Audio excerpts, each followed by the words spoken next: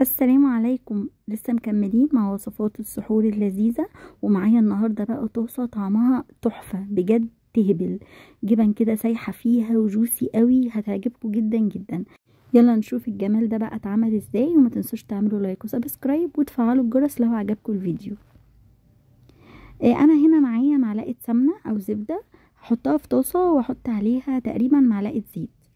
اسيبهم يسخنوا كده شوية، واول ما يسخنوا هنزل بالطماطم. انا معايا هنا طماطميتين قطعتهم صغير، يعني كل ما تكون صغيره كل ما تكون احسن، يعني التقطيع بتاعتها كمان تبقى اصغر من السلطه. شايفين صغننه خالص.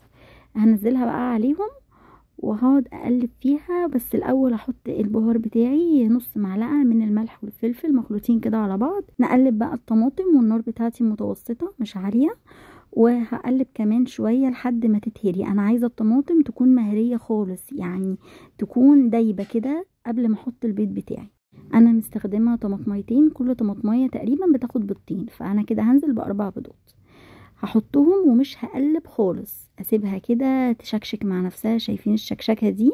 وعايزة البياض يبدأ يتشمع كده من غير تقليب خالص، والنار متوسطة. خلاص بدأ البياض اهو يستوي معايا.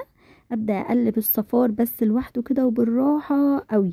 انا مش عايزه اخلطهم على بعض، انا عايزاها تبقى سايحه كده. حطيت كمان رشه رومي وشيدر، ممكن ازود موتزاريلا او اي جبن تحبوها. هوطي بقى عليها 3 دقايق بالظبط متغطيه، وبعدين هقفل اول ما الجبن تسيح. شايفين الجبن ساحت ودابت وبقت بجد حلوه جدا. جربوها على السحور هتعجبكم قوي، واتمنى تعملوا لايك وسبسكرايب وتفعلوا الجرس عشان يوصلكم كل جديد.